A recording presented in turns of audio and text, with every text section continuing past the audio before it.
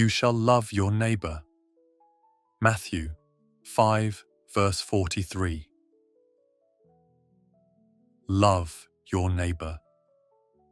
Perhaps your neighbor rolls in riches and you are poor, living in your little cottage side by side with his grand mansion. You see his estates, his fine linen, and his sumptuous banquets daily. God has given him these gifts. Do not covet his wealth or harbor ill thoughts concerning him. Be content with your own lot, and even if you cannot better your situation, do not look upon your neighbor and wish that he were like yourself. Instead, love him, and then you will not envy him.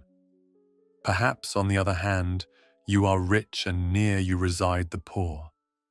Do not scorn to call them neighbors, but recognize that you are obligated to love them. The world calls them your inferiors. In what way are they inferior?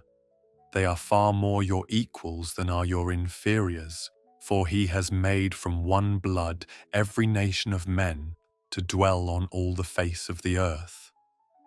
Your coat may be better than theirs, but you are by no means better than they are.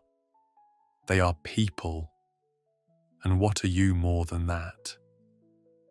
Therefore, take heed that you love your neighbor, even if he is in rags or has fallen into the depths of poverty. But perhaps you say, I cannot love my neighbors because no matter what I do, they respond with ingratitude and contempt. This gives even more opportunity for the heroism of love. Would you be a feather-bed warrior instead of bearing the rough fight of love? He who dares the most will win the most, and if your path of love is rough, tread it boldly, still loving your neighbors through thick and thin.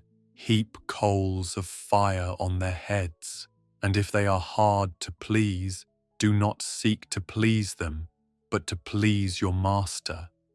Remember, even if they reject your love, your master has not rejected it, and your deed is as acceptable to him as if it had been acceptable to them.